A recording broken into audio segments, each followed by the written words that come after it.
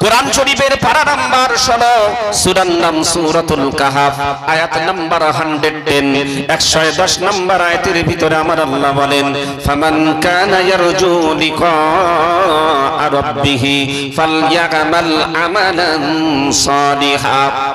ওরে আমার বান্দা, যারা আমি আল্লাহ আমার দিদার তোমরা পেতে চাও, প্রথম নাম্বার হলো তোমাদের দুনিয়ার বুকে যত খারাপ কাজ আছে ছেড়ে দিতে হবে, ভালো কাজ তোমাদেরকে করে আসতে হবে। ভালো কাজ যদি বেশি না করতে পেরেছো, কম হলেও ভালো কাজ করে আমার দরবারে আসতে হবে। দ্বিতীয় নাম্বার হলো ওয়ালা ইশরিক বিইবাদাতি রাব্বিহি আহাদা। আমার আল্লাহ বলেন, ভালো কাজ করার সাথে সাথে দুনিয়ার জীবনে আমার সাথে কাউকে শরীক করবি না।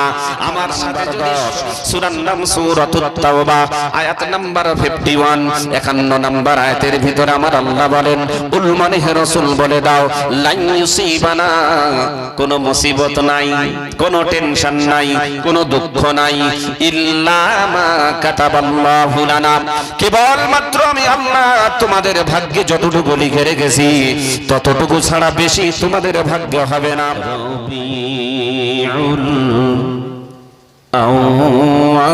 আউয়ালির সুবহি সাদিকের সময় এতিম হয়ে আসিলেন ধরা,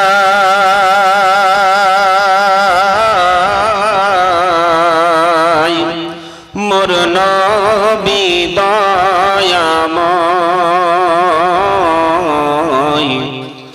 আর জন্ম নিয়ে কাঁদিলেন তিনি উম্মতের মায়ায়। সুবহানাল্লাহ বলবেন না?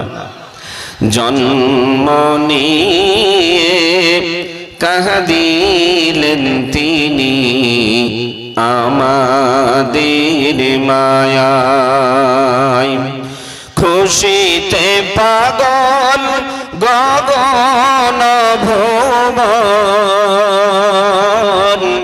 দেখে নূরি চেহারা, হুরবালা রানী সবাই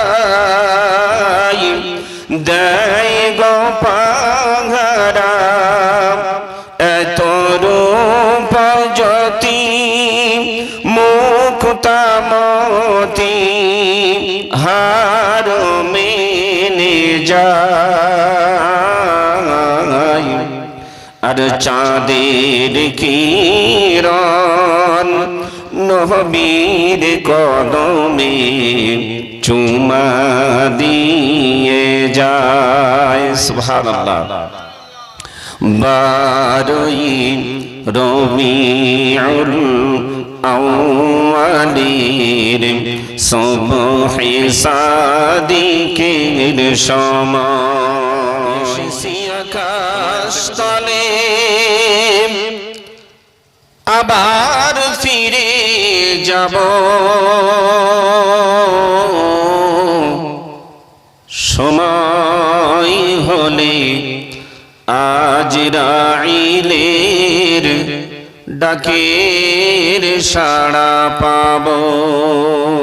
পাবো না? সকলে পাবো তো নাকি? এসেছি আকাশ তলে আবার ফিরে যাব, সময় হলে আজরাইলের ডাকের সাড়া পাব। কিন্তু যেদিন ডাক পড়িবে কবর মাঝে শুইতে, জোগাড় কিছু করছো বন্ধু তাহার মাঝে বিছাইতে। কবরের সামান কে তৈরি করছি বলে? কারোর তৈরি হয়ে আছে না তৈরি করতে হবে? হ্যাঁ বলেন, একজন আছেন যে কবরের সামান তৈরি হয়ে গেছে? হাত তোলেন দেখি। কেউ নাই। কবরের সামান তৈরি করবে ইনশাআল্লাহ।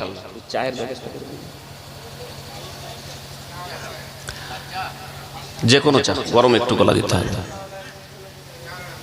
আসেন, কবরের সামান তৈরি করার জন্য কিছুক্ষণ আমরা আমলের নিয়তে শুনবো। সর্বপ্রথমে আল্লাহর দরবারে শুকরিয়া জ্ঞাপন করি, বলেন আলহামদুলিল্লাহ।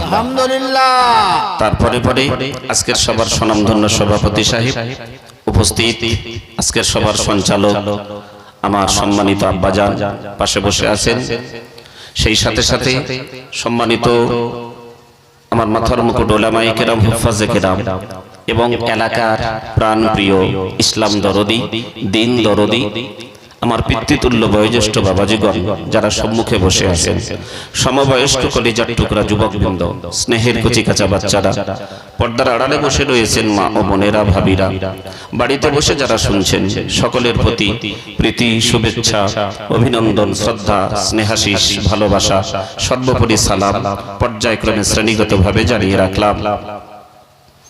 আমি সরাসরি চলে যাব বক্তৃতার দিকে। প্রিয় বন্ধু, রাত্রিও গভীর, বেশিক্ষণ আপনাদের এদিক ওদিক নিয়ে গেলে ব্রেন অ্যাকসেপ্ট করবে না, ব্রেন ধরবে না, সেজন্য আমি সরাসরি বক্তৃতার দিকে নিয়ে যাব। তবে আমার পূর্বে বর্তমান পশ্চিম বাংলা না, পশ্চিম বাংলার বাইরেও খ্যাতনামা দেলোয়ার সাইদি কণ্ঠে যিনি ওয়াজ করেন, হযরত মাওলানা কারি জালালউদ্দিন সাহেব, তিনি যে কথা রাখছিলেন তার কথার কিছু অংশ আমি একটু জুড়ে দেব। তিনি কথা রেখেছেন, আমি শুনছিলাম প্রথম থেকে, সকলের কথা শুনলাম, একটু জুড়ে দেব। যেমন উনি বলছিলেন যে হিন্দু মুসলিম দাঙ্গা লাগানোর জন্য উঠে পড়ে লেগেছে বর্তমান সময়ে, কথা রাখছিলেন না?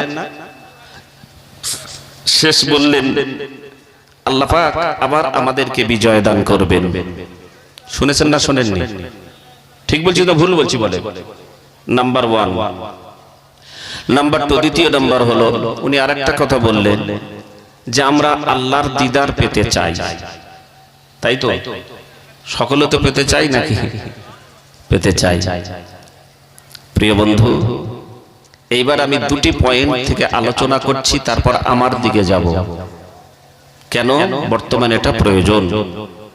উনি যেটা বললেন সেটা অবশ্যই হবে 100%, যে আল্লাহ পাক আবার আমাদেরকে বিজয় দান করবেন, এটা ঘোষণা দিয়েছেন আমার আল্লাহ।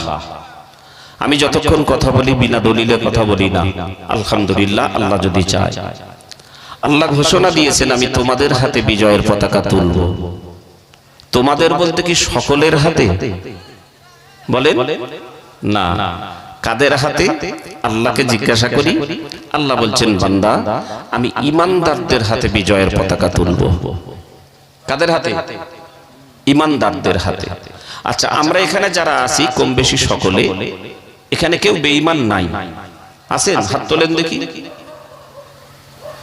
কেউ নাই? কথা বলে না, বুঝতে পারছেন কিছু কথা? তাহলে এখানে আমরা কেউ বেঈমান নাই, আলহামদুলিল্লাহ। তাহলে আল্লাহ পাক বললেন বিজয়ের পতাকা তোমাদের হাতে তুলবো, তার মানে আমরাও ঈমানদার, আমাদের হাতেও আল্লাহ তুলবেন। কথাটা এটাই তো নাকি? কথা কি দাঁড়ায়? এটা তো নাকি? আচ্ছা, সর্বপ্রথম একটু দলিলের দিকে যাই। আল্লাহ কোথায় বলেছেন বিজয়ের পতাকা তুলবো ঈমানদারের হাতে? যদি বলেন হুজুর হোয়াট ইজ দ্য ডকুমেন্টস, আমি বলবো the documents is the holy Quran. আল্লাহ রাব্বুল আলামিন বলেন ওয়ালা তাহিনু ওয়ালা তাহজানু ওয়া আনতুমুল আ'লাউনা ইন কুনতুম মুমিনিন।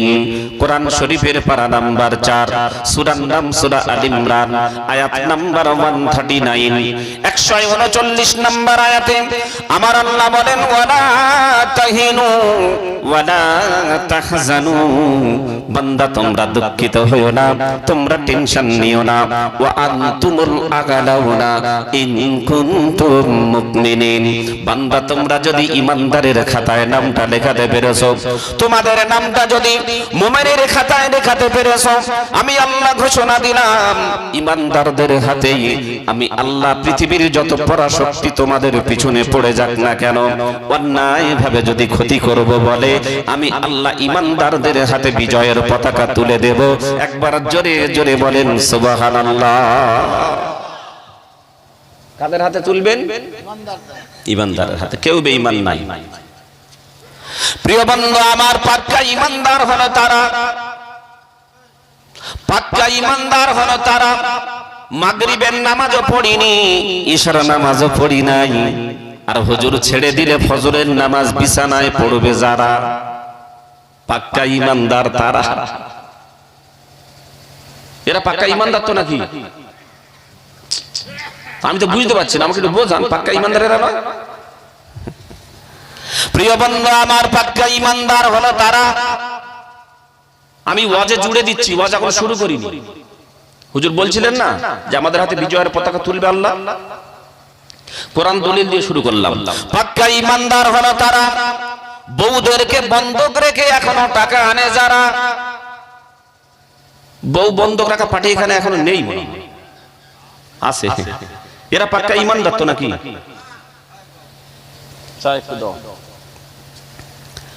যারা বউ বন্ধক এখনো রেখে টাকা আনে, আজকের শেষ কথা বলে যায়, এখনো পর্যন্ত যারা বউ বন্ধক রেখে টাকা আনে, আমি এদেরকে পুরুষ মনে করি না, এদের মনে করি হিজড়া। হিজড়া বোঝাতে যদি না পারি বক্তাই না। যদি বলেন হুজুর এত এত বড় কথা বললেন, ইয়েস, কেন? আল্লাহ পাক বলছেন পুরুষদের জন্য তার স্ত্রীদের উপর খোরাকটা দেওয়া, হালাল খাবারটা তুলে দেওয়া ওয়াজিব করে দিলাম। আর একটু পরিষ্কার ভাষায় বলি, প্রত্যেক স্বামীর জন্য স্ত্রীর মুখে হালাল খাবারটা তুলে দেওয়া হলো ওয়াজিব। তাহলে যে আল্লাহর বান্দা তার স্ত্রীর মুখে দুমুঠো হালাল খাবার তুলে দিতে পারে না, তার বিনিময়ে শ্যামল কমল বিমলের কাছে যদি যায়, ভাই আমি বিপদে পড়েছি, গ্রুপ লোন দাও কিছু, বলে তোমাকে দেওয়া যাবে না, বউকে পাঠিয়ে দাও, বলে ঠিক আছে বউ পাঠিয়ে দিলাম, দাও। তাহলে স্ত্রীর মুখে দুটো হালাল খাবার তুলে না দিতে পেরে যারা স্ত্রীকে শ্যামল কমল বিমলের কাছে বন্ধক রেখে টাকা আনে, এরা পুরুষ না? আমি যেটা বললাম সেইটা জুড়ে। কেন? আর একটা দলিল দিই, মানুষ যদি সেই রকম পরিস্থিতিতে পড়ে, মরা পশুর গোশত খাওয়াও জায়েজ, জীবন বাঁচানোর জন্য যতটুকু খাওয়া প্রয়োজন ততটুকু খাওয়া জায়েজ, আল্লাহ হালাল করেছেন। এই কথা দিয়ে কি বোঝাতে চাইলাম? যদি আল্লাহর বান্দা সেই রকম বিপদে পড়েন, সেরকম যদি খাওয়া দাওয়া না হয়, তাহলে মনে হয় যে কারোর কাছে গিয়ে ঋণ করে বা ওই গ্রুপ লোনের টাকা এনে হারাম খাবারটা বইয়ের মুখে তুলে দিন, যদি খাবার কোথাও না পায়। বিশ্বনবী জনাবে মুহাম্মদুর রাসূলুল্লাহ সাল্লাল্লাহু আলাইহি সাল্লাম সর্বনিম্ন 3 দিন না খেয়ে থেকেছেন। কদিন?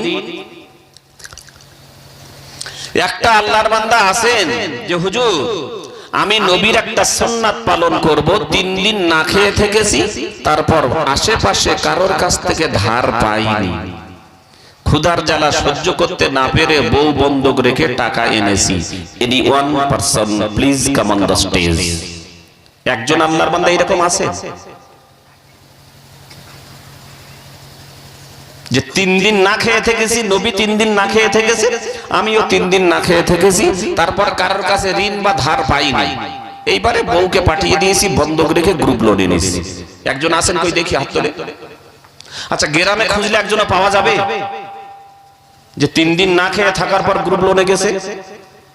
পাওয়া যাবে একজনও? তাহলে এই আল্লাহর বান্দা অভাবে গেছে না স্বভাবে গেছে? জোরে একটু বলেন। তাহলে পুরুষ না পুরুষ নামের কলঙ্ক, যার উপরে দায়িত্ব ছিল স্ত্রীর মুখে হালাল খাবার তুলে দেওয়া ওয়াজিব, ও বউকে পাঠিয়ে দিয়েছে ওখানে।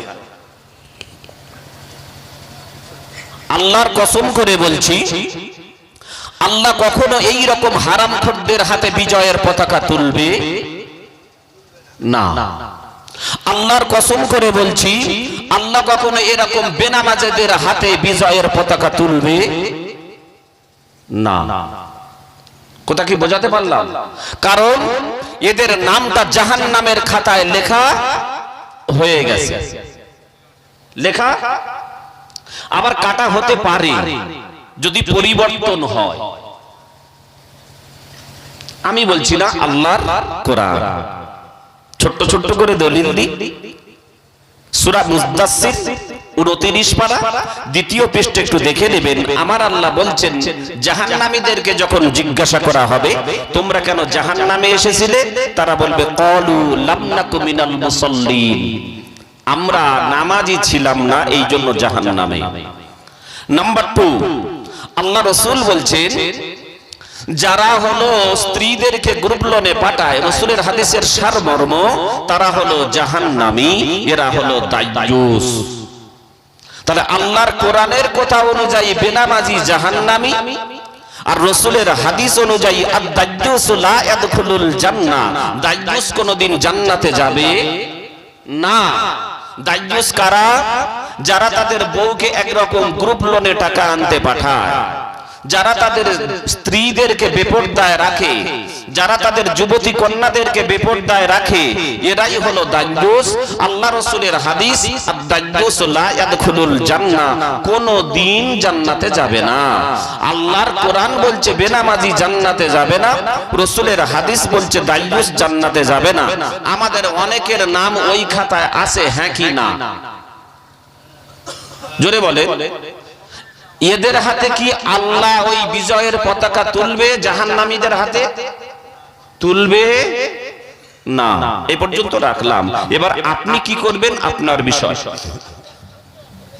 নাম্বার 2, হুজুর বললেন আমরা আল্লাহর দিদার পেতে চাই। সকলে পেতে চাই তো? কারা কারা পেতে চাই হাত তোলেন। যে পেতে চায় না হাত তুলবেন না। ইনশাআল্লাহ পেতে চাই সকলে। আসেন আল্লাহকে জিজ্ঞাসা করি, আল্লাহ তুমি বলো তোমার দিদার পেতে গেলে কি করতে হবে? আমার আল্লাহ বলছেন, বান্দা তোমরা যদি আমার দিদার পেতে চাও, আমি আল্লাহ ঘোষণা দিলাম 2টি কাজ দুনিয়ার বুক থেকে করে এসো। কটা কাজ? 2টি কাজ। যদি বলেন হুজুর হোয়াট ইজ দ্য ডকুমেন্টস, আমি বলবো the documents is the holy Quran. দলিল ছাড়া যদি বলেন মানি না, আমি বলেছি আল্লাহ বলেছেন যে কোরআন থেকে, আমি বলেছি দলিল ছাড়া কথা হবে না। তাহলে দলিল যদি বলেন দেন, যাদের ওযু আছে এখনই কোরআন খুলে দেখে নেন। আমার আল্লাহ বলেন, ফামান কানা ইয়ারজু লিকা রাব্বিহি ফালইয়ামাল আমালান সালিহা ওয়ালা ইশরিক বিইবাদাতি রাব্বিহি আহাদা। জোরে বলেন আল্লাহু আকবার। কোরআন শরীফের পারা নাম্বার 16, সূরার নাম সূরাতুল কাহাফ, আয়াত নাম্বার 110, 110 নাম্বার আয়াতের ভিতরে আমার আল্লাহ বলেন, ফামান কানা ইয়ারজু লিকা রাব্বিহি ফালইয়ামাল আমালান সালিহা। ওরে আমার বান্দা, যারা আমি আল্লাহ আমার দিদার তোমরা পেতে চাও, প্রথম নাম্বার হলো তোমাদের দুনিয়ার বুকে যত খারাপ কাজ আছে ছেড়ে দিতে হবে, ভালো কাজ তোমাদেরকে করে আসতে হবে।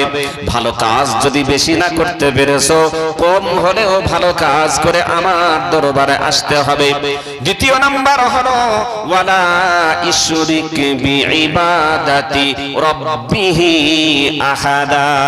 আমার আল্লাহ বলেন ভালো কাজ করার সাথে সাথে দুনিয়ার জীবনে আমার সাথে কাউকে শরীক করবি না। আমার সাথে যদি শরীক কাউকে করে ফেলো, আমি আল্লাহ ঘোষণা দিলাম জান্নাতে আমাকে তোমরা দিদারও পাবে না। এইবার বলেন ছেলে বলে দেওয়ার মালিক কে? আল্লাহ। এখন কি এখানে কেউ আছে আমাদের এলাকায় ছেলে না হলে তবু আল্লাহর ওলির দরবারে মান্নত করে? আছে? না থাকলে বলেন, আমি কিছু বলবো না। আছে আছে। ও বন্ধু আমার, অসুস্থকে সুস্থ করার মালিক কে? আল্লাহ। অনেক আল্লাহর বান্দা অসুস্থ হলে পীরের দরবারে মান্নত করে, এরকম আছে না নাই? বলেন বলে কি বোঝাতে চাচ্ছে? তার মানে আল্লাহর ওলি যে কবরে শুয়ে আছেন, ওখানে যদি মান্নত করা হয় আল্লাহর ওলি সুস্থ করতে পারেন নাকি? আছে না নেই বলেন, যদি না থাকে বলবো না। পীরের দরবারে এখন মানত হয় তো অসুস্থ হলে? যারা বন্ধু আমার আল্লাহকে ছেড়ে যারা পৃথিবীর কোন এক নাম্বার বড় ওলি, এক নাম্বার বড় পীরের কাছে যদি মান্নত করেন যে আপনার দরবারে মান্নত করলাম আমার একটা ছেলে সন্তান হও, আমার একটা ছেলে সন্তান দাও, বা আপনার ওই দরবারে যদি মান্নত করি আমার অসুস্থতা ভালো হয়ে যাবে, আমার অসুস্থতা ভালো হয়ে যাবে, আমি শেফা লাভ করব। প্রিয় বন্ধু আমার, এটা হলো পরিপূর্ণ 100% শিরক। আপনি কি করবেন? আল্লাহর রাস্তায় মান্নত করবেন। কি করবেন? আল্লাহ তোমার রাস্তায় গরিব মিসকিনদের খাওয়াবো, এতিমদের খাওয়াবো, যারা অসহায় তাদেরকে একটু সহযোগিতা করব আল্লাহর জন্য। প্রিয় বন্ধু আমার, একটু বুঝিয়ে বলি। এর আগে বলেছিলাম এবছর হয়তো এই বিষয়টা শেষ, আপনাদেরকে একটু বুঝিয়ে বলি, ভালো করে বোঝেন। আমার পাশে একটা দোকান আছে, আমার বাড়ির পাশে একটা দোকান, আমার নিজের চাচার দোকান। আমি আমার চাচার দোকান টপকে মাল কিনতে যাচ্ছি, 10 মিনিট হেঁটে অন্য দোকানে। তার মানে কি চাচার দোকানে ওই মালটা নাই।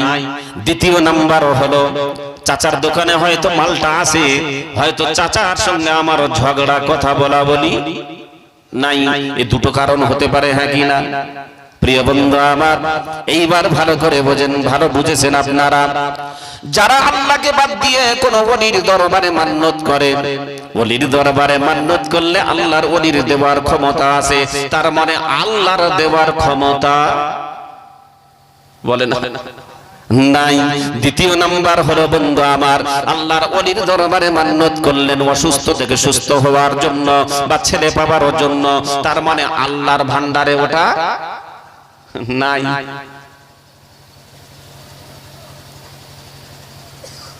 কথা বুঝতে পারছেন? আল্লাহর কসম করে বলছি, এই শিরিক করলে জাহান্নামে যেতে হবে। এজন্য আমার বলার দরকার, শুধু বলে দিচ্ছি, আপনারা কি করবেন আপনাদের বিষয়। প্রিয় বন্ধু আমার, এইবার একটু আগিয়ে যাব। আমি জায়াতে কারিমা পরিবেশন করেছি। আমার আল্লাহ বলেন, বান্দা শুনে নাও, ওয়াসারিউ ইলা মাগফিরাতিন মির রাব্বিকুম ওয়া জান্নাতিন আরদুহাস সামাওয়াতু ওয়াল আরদ উইদ্দাত লিল মুত্তাকিন। কোরআন শরীফের পারা নাম্বার 4, সূরার নাম সূরা আল ইমরান, আয়াত নাম্বার 133, 133 নাম্বার আয়াতের ভিতর আমার আল্লাহ বলেন, ওয়াসারিউ ইলা মাগফিরাতিন মির রাব্বিকুম ওয়া জান্নাতিন আরদুহাস সামাওয়াতু ওয়াল আরদ।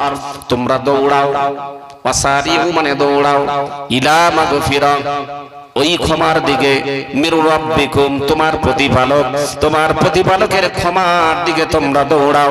ওয়া জান্নাতিন আরদুহাস সামাওয়াতু ওয়াল আরদ, তোমার প্রতিপালকের ক্ষমার দিকে যদি তোমরা দৌড়াতে পেরেছো, আমি আল্লাহ বলে দিলাম, আমি আল্লাহ তোমাদের জন্য এমন একটা জান্নাত তৈরি করে রেখেছি যেটা দুনিয়া এবং আসমান বিস্তৃত নয়, এর থেকে আরো বড়। আর এটা তৈরি করে রেখেছি ওই ইদ্দাতুল লিল মুত্তাকিন, আমার মুত্তাকি বান্দাদের জন্য। বলেন সুবহানাল্লাহ। আমরা জান্নাতের দিকে দৌড়াতে পারি না কেন?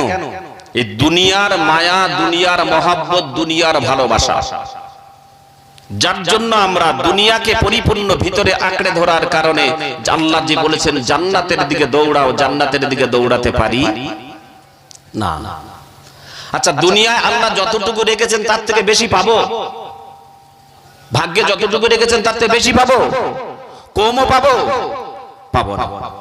ও বন্ধু আমার, আল্লাহর এক বান্দা প্রচন্ড গরিব মানুষ, আল্লাহর বান্দা প্রচন্ড গরিব মানুষ। এই শীতের রাত্রিতে মিলে গিয়েছে ঘটনাটা, একটু বলি।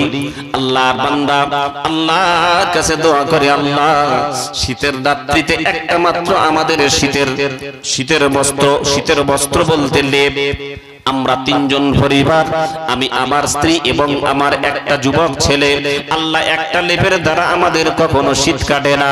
ও আল্লাহ, তুমি আমাদের এমন ইনকাম দাও যেন আমরা কিছু টাকা নিয়ে শীতের জন্য একটা লেপ কিনতে পারি। দেখেন, আল্লাহ যতটুকু ভাগ্যে রেখেছে তার থেকে বেশি হবে না। বোঝানোর জন্য এইটুকু বলছি, যাচ্ছি ওয়াজের দিকে যাচ্ছি। আল্লাহর বান্দা আল্লাহর কাছে দোয়া করে, এমন সময় হঠাৎ করে ফজরের নামাজের পর আল্লাহর কাছে দোয়া করার উপর সকালে বের হয়ে পড়েছেন বাড়ি থেকে। যখন বাড়ির উঠান থেকে বের হয়ে পড়েছেন, দেখলেন এলাকার বিখ্যাত একজন ওলি বান্দা ওই আল্লাহর বান্দার বাড়ির দিকে টুকটুক করে হেঁটে আসে। আল্লাহর বান্দা চিন্তা ভাবনা করলো, এতদিন আল্লাহর কাছে আমি চেয়ে পেলাম না, কারণ আমি হলাম গুনাহগার বান্দা। আজকের হাতে পায়ে ধরে হলেও আল্লাহর ওলি বান্দার দ্বারা একটু দোয়া করে নেব। চিন্তা ভাবনা করে বাড়িতে ফের ঢুকে গেছে। স্ত্রী বলছে, হ্যাঁ গো, তুমি কাজে গেলে না? বলে, সুযোগ পেয়েছি আজকে। বলে, কি সুযোগ? বলে, একটু অপেক্ষা কর, দেখতে পাবে। ও বন্ধু আমার, আল্লাহর ওই বান্দা বাড়ির ভিতরে প্রবেশ করেছেন। তাড়াতাড়ি করে একটা নামাজির মুসল্লা বিছাচ্ছেন, একটু ঝাড়ি দিচ্ছেন ঘরের মেঝেটা। স্ত্রী বলছে, কি ব্যাপার? বলে, একটু অপেক্ষা কর, দেখতে পাবি। কথা বলতে বলতে বন্ধু আমার, আল্লাহর ওই বান্দা বাড়ির গেটের বাইরে যখন গিয়েছেন, আল্লাহর ওই ওলি বান্দাটা ওদের বাড়ির কাছাকাছি এসে গেছেন। আসসালামু আলাইকুম। ওয়া আলাইকুমুস সালাম। হুজুর, আপনার সঙ্গে আমার বড় দেখা করার শখ। আল্লাহ আমার আপনার সঙ্গে আজকের ওয়াজাচিত ভাবে দেখা করিয়ে দিয়েছেন। একটু যদি আপনার পদধূলি আমার বাড়িতে দিতেন, আমি নিজেকে বড় ধন্য মনে করতাম। আল্লাহর ওলি বান্দা দেখলেন মুখে বড় দাড়ি, মাথায় রয়েছে টুপি। ওলি বান্দা দেখলেন নামাজি বান্দা হতে পারে। বলে, চলো, তোমার এত মনের শখ যখন, চলো তোমার বাড়িতে। বেশিক্ষণ বসতে পারবো না, আমার গন্তব্যস্থলে চলে যাব। বলে, ঠিক আছে হুজুর, আমার বাড়িতে 5টা মিনিটের জন্য আপনি বসে যাবেন। আল্লাহর ওলিকে ডাকার পর আল্লাহর ওই বান্দা বাড়ির ভিতরে প্রবেশ করালেন। নামাজের মুসল্লা বিছিয়েছিলেন, সেখানে বসতে দিলেন। বসতে দেওয়ার পর স্ত্রীকে বলছেন, তাড়াতাড়ি নাস্তা জোগাড় করো, যা আছে তাই দাও। তখনকার জামানায় কি দিত? সর্বপ্রথম শরবত, তাই না? এখনো তো দেয় গরমের সময়, 1 গ্লাস শরবত দিয়েছে। স্ত্রী ওদিকে কিছু জোগাড় করছে, বাড়িতে তেমন কিছু নাই। পুরুষটা আল্লাহর ওলির পায়ের ধারে বসে গিয়ে বলছে, হুজুর, আপনার কাছে একটা আবেদন। আমরা বড় গরিব, একটা আবেদন, দেওয়ার মালিক আল্লাহ। আপনার কাছে একটা আবেদন, যদি আপনি আমার আবেদনটা পূরণ করতেন, আমি নিজেকে বড় ধন্য মনে করতাম। কি আবেদন বলো দেখি শুনি। হুজুর, প্রচন্ড শীতে কষ্ট পাই, আমার একমাত্র যুবক ছেলে, বলেন তো তাকে নিয়ে তো স্বামী স্ত্রী এক বিছানায় শোয়া সম্ভব নয়। একটাই মাত্র লেপ, যার জন্য একটা লেপ তাকে দিয়ে দিই, আমরা স্বামী স্ত্রী পাতলা একটা কাঁথা দিয়ে শীতে ঠক ঠক ঠক ঠক করে কাঁপতে কাঁপতে রাত কাটাই। আপনি যদি একটু আল্লাহর কাছে দোয়া করতেন, আল্লাহ মনে হয় আপনার দোয়া বিফলে দিত না। ও বন্ধু আমার, আল্লাহর ওলি বান্দা, উনি বললেন একটু অপেক্ষা করেন, নামাজের মুসল্লায় আমি বসে আছি, আমাকে একটু ওজুর পানি দাও। ওজুর পানি দেওয়া হলো, উনি একটু ভালোভাবে ওযু করলেন। বন্ধু আমার, ওযুটা শেষ করার পর 2 রাকাত নফল নামাজ পড়লেন। নফল নামাজ পড়ার পর আল্লাহর দরবারে হাত দুখানা তুলেছেন। আয় রাব্বি, আল্লাহ আল্লাহ গো, তুমি কাউকে বিফলগামী করো না। আল্লাহ তুমি কাউকে ব্যর্থ করো না। আল্লাহ তোমার বান্দা তোমার কাছে যদি চায়, তুমি কখনো তাকে বিফলে ফেলতে পারো না। আল্লাহ গো, আমি তোমার যদি খাস বান্দা হই, আল্লাহ আমি তোমার যদি মাহবুব বান্দা হই, আমার আমল যদি তোমার কাছে কবুলিয়ত হয়ে যায়, আল্লাহ তোমার যে বান্দা আমার কদম তলে এসে বসে বসে চোখের পানি ফেলেছে, আমি তার চোখের পানিটা সহ্য করতে পারি না। সত্যি এই শীতের রাত্রিতে স্বামী স্ত্রী মাত্র একটা পাতলা কাঁথা নিয়ে ঘুমায়, সারা রাত কাঁপতে কাঁপতে রাত্রি অতিবাহিত করে। আল্লাহ আমার আমল যদি তোমার কাছে কবুলিয়ত হয়, আমি হাত তুলে তোমার কাছে দোয়া চাই, আল্লাহ তুমি তোমার বান্দার জন্য একটা লেপের ব্যবস্থা করে দাও।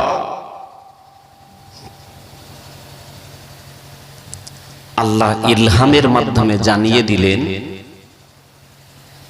আমার বান্দা বলে দাও খুব তাড়াতাড়ি আমার ওই বান্দার জন্য যে কোনো ভাবে লেপের ব্যবস্থা হয়ে যাবে। সুবহানাল্লাহ বলবেন না? কি গো, প্রথমে বলছিলাম ঠান্ডা হয়ে গেছে। আহা, আল্লাহর ওলিদের দোয়া আল্লাহ পাক কবুল করে কি করে না? করে। আল্লাহর ওলিরা হলেন বারহক, সত্য। ওলিদের কারামতি সত্য। ওলিদের কারামতি সত্য। যে আল্লাহর ওলিদেরকে মানবে না, তার ঈমান একরকম থাকবে না। কেন? কোরআন আল্লাহ পাক বলছেন, যখন তোমরা কোনো ফয়সালা করতে অসুবিধায় পড়বে, তখন আমার কোরআন দেখো, তাও যদি ফয়সালা না করতে পারো, আমার নবীর হাদিস দেখো, তাও যদি ফয়সালা করতে না পারো, উলিল আমরি মিনকুম, তোমাদের ভিতর থেকে যারা উলিল আমর, এই উলিল আমর এরা হলো বিজ্ঞ আল্লাহর জ্ঞানী বান্দা এবং ওলি বান্দা। বলেন সুবহানাল্লাহ। আল্লাহর ওলিদেরকে মানতে হবে। পৃথিবীর কোন আলেম ওলিদেরকে কখনো অপমান করে না, অস্বীকার করে না। আল্লাহর ওই ওলি বান্দা যখন দোয়া করলেন, আল্লাহ ইলহামের মাধ্যমে জানিয়ে দেয়, বান্দা শুনে নাও, আমি আল্লাহ তোমাকে জানিয়ে দিলাম, আমার ওই বান্দা খুব তাড়াতাড়ি একটা লেপের ব্যবস্থা তার জন্য হয়ে যাবে। আল্লাহর ওলি বান্দা একটু মুস্কি হাসলেন নামাজের শেষে। বন্ধু আমার, আল্লাহর ওলি বান্দা নামাজের শেষে হাসার পর এইবার ওই আল্লাহর বান্দাকে বলে দেয়, বলে শুনে নাও, তোমার জন্য খুব তাড়াতাড়ি একটা লেপের ব্যবস্থা হবে, তুমি কোনো টেনশন করো না। এইবার বিদায় নেবে ওলি বান্দাটা, বিদায় নিতে যাবে।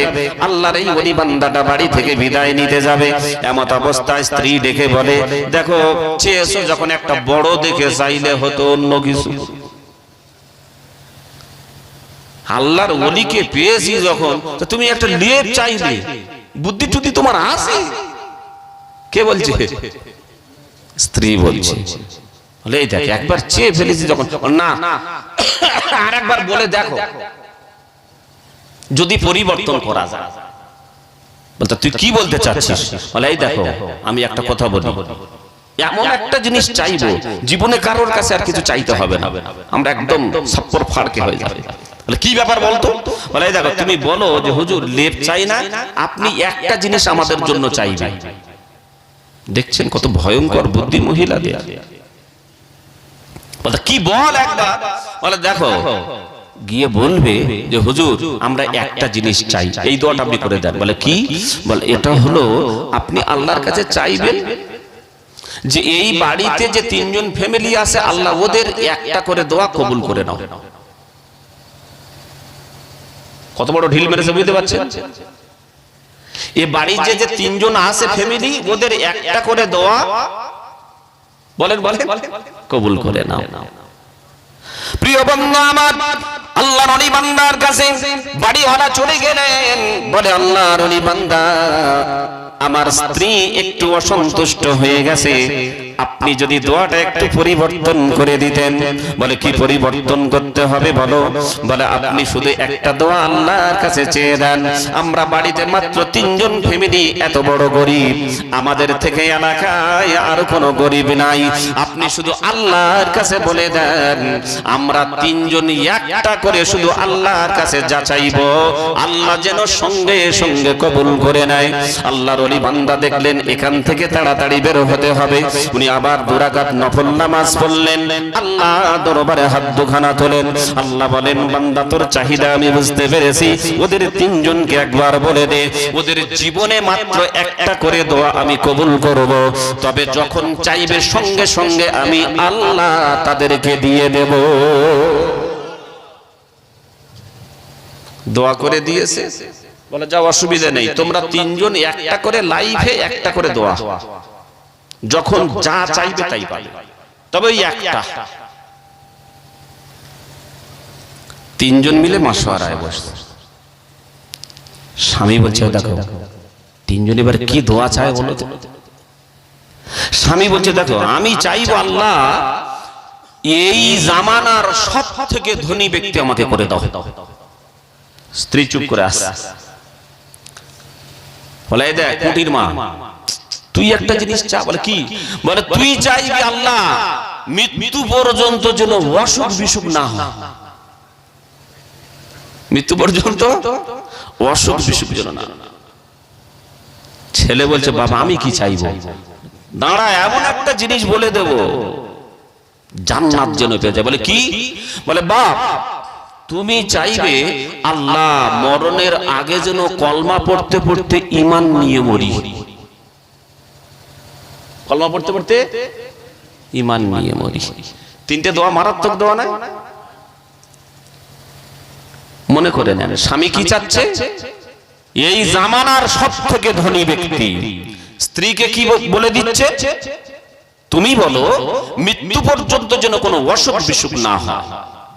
আর ছেলেকে বলে দিচ্ছে বাপ তুমি চাইবে একটা দোয়া যে মরণের আগে আমরা এই তিনজন যেন কলেমা পড়তে পড়তে ঈমান নিয়ে মরি।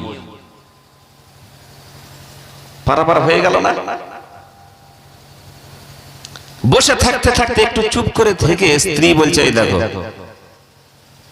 তোমাদের দোয়া তোমরা চাও, আমার দোয়া আমি চাইবো।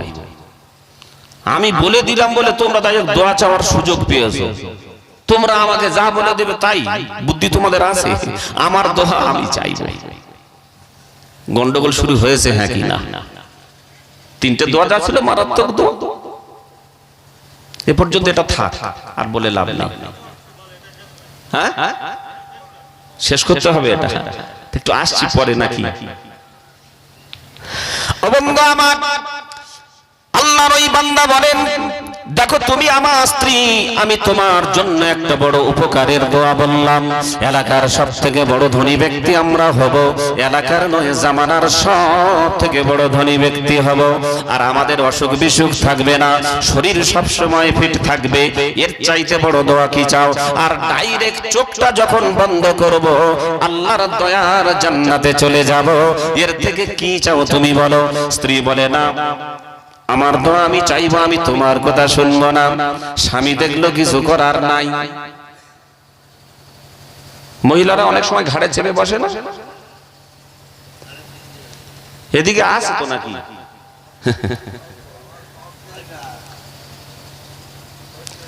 হায় হায় হায়। প্রিয় বন্ধু আমার, আল্লাহর বান্দা বলে যাক তোর কাছে পারলাম না, কি দোয়া চাওয়ার তুই চেয়ে নিস। আমরা বাপ বেটা দুজনে মিলে আবার সিদ্ধান্ত নেব কি চাওয়া যায়। তোর দোয়া তুই চেয়ে নিবি। এবার স্বামী তো অপেক্ষা করছেন, কোনো অসুবিধা হতে পারে, ওর দোয়াটা আগে ও চাক, তারপরে আমরা দেখব। ও বন্ধু আমার, আল্লাহর ওই বান্দি মহিলা বাড়ির ভিতরে থাকতে থাকতে হঠাৎ করে বলে, আল্লাহ গো, তুমি আমার এই জামানার সব থেকে সুন্দরী মহিলা করে দাও। আল্লাহর কি ইশারা, মুখ থেকে বলতে দেরি, আল্লাহ পাক ওই ঘরের ভিতরে মহিলার রূপের পরিবর্তন করতে দেরি করে না। মহিলা চিন্তা ভাবনা করলো, কি হয় না হয়, দোয়া কবুল হয় না হয়, ওর থেকে যা চাইবো যখন একটু বড় থেকে চাই, এই গরিব সংসারে আমি আর থাকবো না, সব থেকে যদি সুন্দরী হতে পারি আমি রাজ দরবারে চলে যাব, রাজার ছেলে আমাকে বিয়ে করে নিয়ে চলে যাবে, এ স্বামীকে প্রত্যাখ্যান করে দেব। তার চিন্তা ভাবনা এই, যেই চেয়েছেন আল্লাহর দরবারে সঙ্গে সঙ্গে পরিবর্তন আল্লাহ করে দিয়েছেন। বাড়ির বাইরে বের হয়েছেন, আল্লাহর কি ইশারা, সেই এলাকার রাজার একমাত্র ছেলে বউ খুঁজতেছিল, অর্থাৎ নিজের একটা অর্ধাঙ্গিনী স্ত্রী খুঁজতেছিল, যে আমার নিজের মনের মতো হবে। শত শত মহিলা দেখেছে রাজ দরবারে, কিন্তু নিজের চোখে ধরেনি এই যুবকে। ওই যুবক বাড়ির সামনে দিয়ে যাচ্ছিল ঘোড়ার পিঠে উঠে, হঠাৎ করে লক্ষ্য পড়ে গেল মহিলার দিকে। মহিলার দিকে যখন লক্ষ্য পড়ে গেল, এক পলকে যুবক পাগল হয়ে গেল। ঘোড়ার পিঠ থেকে নামার পর বলল, আপনি এই বাড়ির কার মেয়ে একবার বলেন। বলে, যার মেয়ে আপনার শোনার দরকার নাই, আপনি তো রাজার ছেলে। বলে, হ্যাঁ। বলে, আমি আপনাকে যা দেখলাম, আমার চোখে আজ পর্যন্ত এই রকম কোন মহিলা দেখি নাই। আপনি যদি চান আমি আপনাকে স্ত্রী হিসাবে রাজ দরবারে নিয়ে যেতে পারি। বলে, আমি তো এটা চাচ্ছিলাম। ঘোড়ার পিঠে উঠে বসলো। যেই ঘোড়ার পিঠে উঠে বসেছে, বন্ধু আমার, বাড়ির ভিতর থেকে স্বামী দেখতে পেল ঘোড়ার একটা পায়ের খটখট করে আওয়াজ। দেখতে পেল স্বামী যখন ঘরের বাইরে বের হয়েছে, দেখলো একটা রাজপুত্র ঘোড়ার পিঠে করে নিজের স্ত্রীকে নিয়ে পালিয়ে যাচ্ছে। আচ্ছা, স্ত্রী হয়েছে অপরূপা, ওই জামানার সব থেকে সুন্দরী। স্বামী কি একে সহজে হারাতে চায়? স্বামী দেখছে, যাই হোক, দোয়াটা চেয়ে পরিবর্তন হয়েছে ঠিকই, কিন্তু এ তো আমার হাত ছাড়া হয়ে গেল। দিয়েছে পিছনে পিছনে দৌড়, দিয়েছে পিছনে পিছনে দৌড়। যখন কিছু দূর দৌড়ে গেল, দেখলো ঘোড়ার পিছনে দৌড়ে পারা যাবে না। বন্ধু আমার, কিছুক্ষণ দৌড়ানোর পর এক জায়গায় বসে পড়লেন। বসে পড়ে আল্লাহর দরবারে হাত দুখানা তুললেন, তুলে এমন একটা দোয়া চাইলেন, ওই জায়গায় ঘোড়াটা আল্লাহর জমিনে যেন বসে গেল। একবার জোরে জোরে বলেন সুবহানাল্লাহ। কি দোয়া চাইলেন আসছি পরে, ছেলের দোয়া এখনো বাকি। আমি বলতে চাচ্ছি বন্ধু আমার, যে আল্লাহ যতটা ভাগ্যে রেখেছে তার থেকে বেশি কি পাবে? তাহলে কোত্থেকে কোথায় আল্লাহ নিয়ে যাচ্ছে দেখেন। একটা লেপের প্রয়োজন ছিল, আল্লাহ পাক দেব বললেন।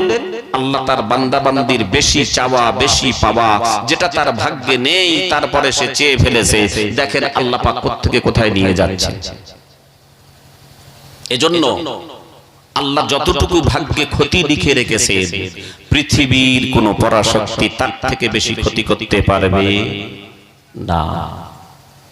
আমার আল্লাহ বলেন, বান্দা, তোমাদের ভাগ্যে আমি আল্লাহ নির্ধারণ করে রেখেছি কতটুকু ক্ষতি হবে, কতটুকু লাভ হবে। পৃথিবীর কোন পরাশক্তি বেশি ক্ষতি করতে পারবে না। পৃথিবীর সকল শক্তি মিলে বিন্দু পরিমাণ লাভ তোমাদের বেশি করতে পারবে না। বলেছেন কে? আল্লাহ। যদি বলেন দলিল হলো কোরআন। আল্লাহ রাব্বুল আলামিন বলেন, কুল্লান ইউসিবানা ইল্লা মা কাতাবাল্লাহু লানা হুয়া মাওলানা ইলা আখির। কোরআন শরীফের পারা নাম্বার 10, সূরার নাম সূরাতুত তাওবা, আয়াত নাম্বার 51, 51 নাম্বার আয়াতের ভিতরে আমার আল্লাহ বলেন, কুল মানে হে রাসূল বলে দাও, লান ইউসিবানা, কোন মুসিবত নাই, কোন টেনশন নাই, কোন দুঃখ নাই, ইল্লা মা কাতাবাল্লাহু লানা, কেবল মাত্র আমি আল্লাহ তোমাদের ভাগ্যে যতটুকু লিখে রেখেছি ততটুকু ছাড়া বেশি তোমাদের ভাগ্য হবে না। কমিটির কাছে দিচ্ছি। প্রিয় বন্ধু আমার, ও বন্ধু আমার, আবার আল্লাহ বলেন তোমাদের ভাগ্যে যতটুকু লিখে রেখেছি তার থেকে বেশি হবে না, কমও হবে না। এইবার আপনারা চিন্তা করেন, আমার আপনার ভাগ্যে পৃথিবীর কোন পরাশক্তি যদি ক্ষতি করব বলে, আল্লাহ বলেছেন বেশি বা কম হবে না, আমি নির্ধারণ করে রেখেছি। আপনারা কি বলেন, বেশি করতে পারবে নাকি? তা টেনশন কিসের? টেনশন কিসের এত? এসআইআর এর টেনশন না, যেটা আল্লাহ লিখে রেখেছেন হবে, আমাদের একটু চেষ্টা করতে হবে। প্রিয় বন্ধু আমার, আল্লাহকে পেতে গেলে জান্নাতে যেতে হবে। আল্লাহ দুনিয়ার কোন মানুষকে দুনিয়ার কোন মানুষকে দুনিয়ার বুকে দেখা দেবে না। আল্লাহকে পেতে গেলে কোথায় যেতে হবে বলেন? জান্নাতে। আমরাও জান্নাতে যেতে চাই, হ্যাঁ কি না? তাই কবি বলছেন, মালিক তুমি জান্নাতে, তোমার পাশে আমায় একটা ঘর বানিয়ে দিও, একটা ঘর বানিয়ে দিও।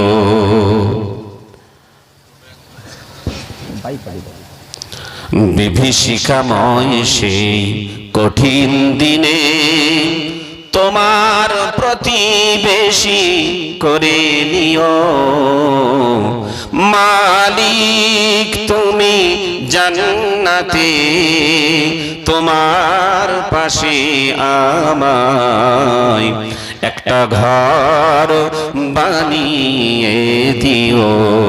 বলেন আমিন।